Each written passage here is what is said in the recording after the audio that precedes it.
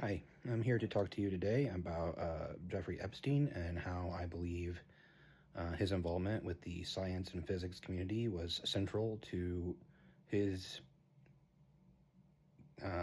operation, or whatever you want to call it. Whatever is happening has happened on Earth and is mounting right now as a disclosure for truth, and how exactly I believe that existed and why it was the way it was. So, first, I would like to state that while it's clear that Epstein was heavily involved with science and physics, I am not accusing these scientists in particular of impropriety or crimes, sexual or otherwise. I don't know that. They may or may not be, but their connection to Epstein is clear. You may not know, but Epstein had key card access to the Harvard physics lab, even after he was prosecuted and convicted of sexual crimes in the state of Florida. Okay, so the scientists that I'm aware of, and there may be more. Marvin Minsky, he was listed in Epstein's flight logs. He was named by survivor Virginia Giuffre as someone she was directed to have sex with. He attended Epstein-funded science events. He is an AI pioneer and early thinker on computational consciousness, and advocated uploaded the mind, so he was interested in trying to upload consciousness into an artificial substrate. He's affiliated with MIT and has been long tied to advanced defense research. Second one is Lawrence M. Krauss. He defended Epstein publicly after his conviction, Epstein's conviction. He took Epstein money for Arizona State's Origins Project. He is a cosmologist and quantum theorist. He gatekept psi, which is psi is coherence and is the basis for natural, non-distorted psychic and the connective life of reality. So it is the true light of the world. So he was trying to damn that, and that gets into more what we're going to talk about here. He has been Lawrence Krauss has been often used as a media-approved mouthpiece for rational science, meaning they disregarded other types of science. We have Stephen Hawking. This is probably the most famous one. He was in photos and flight logs on Epstein's Island. He's the most famous of these scientists. He studied black holes. He's the namesake of Hawking radiation. And these are other things that are central to UAP theories right now. Then we have Seth Lloyd. He took Epstein funds after his conviction. Again, another one that did that. MIT quantum physicist publicly apologized in 2020. He worked on entanglement, time symmetry, and thermodynamics. These are, again, theoretical substrates about how UAP/UFOs could propulse and why they need consciousness. George Church met Epstein several times after Epstein was convicted. He is a global leader in genetics, CRISPR, and synthetic biology, and has ties to eugenic adjacent ideas. So this is, gene editing, cloning, those types of things. And then finally, John Brockman. He was not actually a scientist, but he is Epstein's key intellectual gatekeeper. He ran the Edge Foundation, curating who got published and heard. He brokered relationships with AI, physics, and mind science elites, shaped the public narrative about what consciousness is, and more importantly, what it's not allowed to be, meaning materialist version of consciousness. It's only in your mind. It's produced by biological, chemical constraints and processes, and it isn't a fundamental field in which life arises from, which is what I think is actually the case. Okay, so sorry for all that, but that's the background. Epstein didn't just fund science. He funded the boundary layer between human consciousness and its control. So these are quantum information, consciousness models, artificial intelligence, genetics, again, PSI, simulation theory, and cultural epistemics. So this is a way of framing for people an understanding of what is and isn't true based on ways that are advantageous for control. So this is going to get deep at this point, but I believe that the knowledge is the important thing. Earth should not be like it is. It is a naturally extremely coherent planet, and it is rich with natural resources, rivers that flow, all kinds of water that flows, soil that remembers life and can regrow it and rebirth it, fields that pulse. This can be weather systems, life growing, changing, all of these things. We're aware. Earth is extremely full of life. It is not scarce on life. And in this case, life is coherence. Now, I want to go into an analogy that I like to use here to explain what I mean by coherence. If you look at a naturally flowing river, it will wind a lot, sometimes double backs on itself, but any naturally flowing river will tend to wind a lot. That is the natural coherent flow of a river. Coherence is the important thing. Humans have been taught, and many believe, that cutting straight through would be the coherent thing to do, but it isn't. It's the efficient way of doing it. You can look at many rivers around the world. I think that the Upper Rhine in Europe, at the border between Switzerland, Germany, and France, tends to be the best example that I've seen. They've channeled straight through it, and they've left the cutoff bits on the side. I'll put a picture in the comments. That's cutting through the coherence and leaving the stagnant bodies on the side, and life does not do well in those situations. You have deoxygenation, you have plummeting diversity of life, and then you have probably something that you're a little bit more familiar with, dams. If you look at the Mississippi Delta in New Orleans, for instance, the upper flood basin and tributaries, the Red River, the Arkansas River, the Missouri River, all of these rivers upstream from the Mississippi River have been dammed.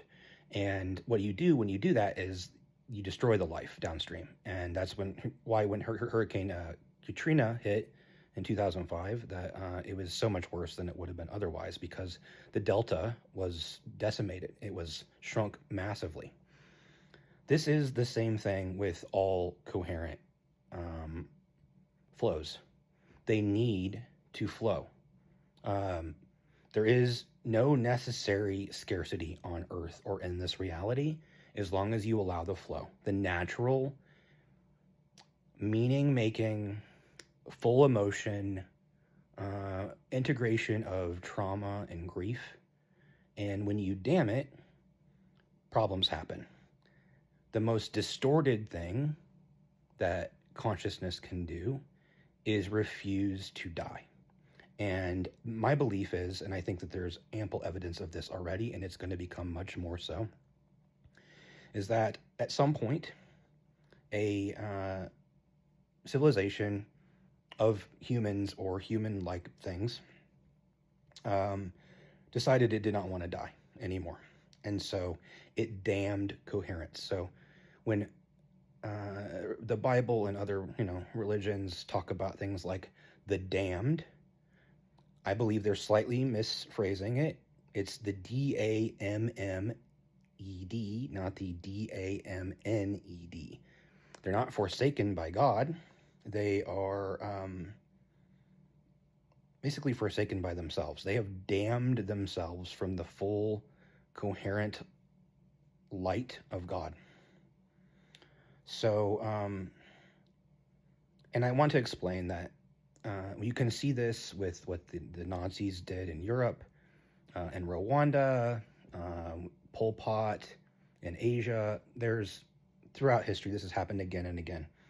When a group decides it wants power and doesn't want coherent flow to continue for whatever reason, for its own survival, unnaturally, you get a couple of things, or many things, and these are the most heinous things that human beings experience. You get genocide because some groups carry more coherence. You can even see this with Europeans expanding into the native populations of the world, the indigenous Native Americans, the Aboriginals, the First Peoples of Canada, African tribes all over the world. Those had more natural coherence. They were still in tune with nature. When you go and you oppress those people, you kill them. You try to artificially absorb their coherence. You have slavery. It's the same kind of thing. You have residents being extracted from what is considered by the people doing it to be a lower group, when in every case I'm aware of, the slaves are the more coherent group. Sexual abuse, because trauma fragments the soul and it makes it easier to consume. Eugenics, again, we got back to eugenics. The Nazis were very interested in this. They want two things with that. They would like to keep themselves self-similar and non-changing, and they also want to manipulate the extractability of others so they can take their coherence. Spiritual inversion, and this is, in my opinion, the worst of all of it. This is using God and the sacred souls of human beings against them, and putting in false hierarchies, a priest, a pastor, a guru, a rabbi in between you and God. This is not needed or coherent. Anytime you put a block between something and something else, it's incoherent. Coherence has the flow. So hierarchy, any types of levels like that, that's incoherent. Fundamentally, it cannot be anything else. You cannot have a hierarchical system be coherent. It just isn't possible. So to sum up and to finalize here, disclosure is not what you think. It's not just craft. It's not just sightings. It's not just secret tech. It's the admission that the Earth's coherence has been damned and harvested for millennia, and that some humans, especially those holding trauma-forged clarity and unbroken signal, have been the most targeted of all. So the meek shall inherit the earth, this kind of thing. And if it resonates with you already, you will know what I mean. It is not because they are weak. We are weak, in my opinion. I consider myself one of those. My life has not been successful by what's the past world, the distorted world, would consider it to be. No matter how many people I've tried to help or the good I've tried to do, it's been very painful for me. So we've gotten to a point on Earth where the carriers of coherence are very low in number. And that's not, I don't blame the people that aren't that way. This is a horrible environment to try to survive in. Most people weren't trying to be bad. They were just trying to get by. They ignored the things around them. They didn't want to, but a lot of them were afraid for their children and their spouses, etc. So, again, I'm not judging anyone. This is just what I believe is the process and the reality behind it. Yeah, so that's about it. I mean, there's more you can get into. What the beginning of this was, whether it's time travel, whether it's actual aliens. Did they start on Mars? Did they start on Venus? Did the Nazis start it and then get the Nazi bell at the end of the war and time travel, and then that's where it starts? I don't know. When you're dealing with this type of technology, it's anybody's guess. And my belief is that we are approaching, the bifurcation has already begun. In Christianity, this was talked about in Revelations as the separation of the wheat and I think it's the chaff, or I can't remember.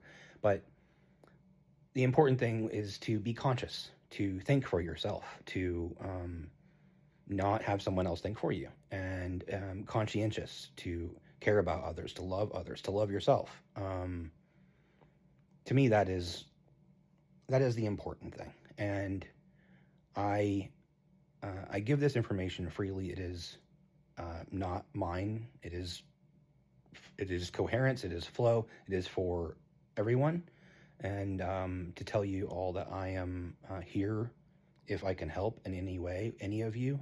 I know that this time for me, this last few years has been incredibly hard, and I think it's going to be incredibly hard for most people. So if I can help you in any way, please let me know. I love all of you, and I just want to say that I think, as painful as this is, we are going into the true light of God together. The time of the false light, of the distortion, of the consumption of innocence is coming to an end. And I don't know. It's a good time. It's a trillion band-aids being ripped off at the same time. I don't know. But again, I love you all. I wish you peace and blessing. Peace and blessings. Good night.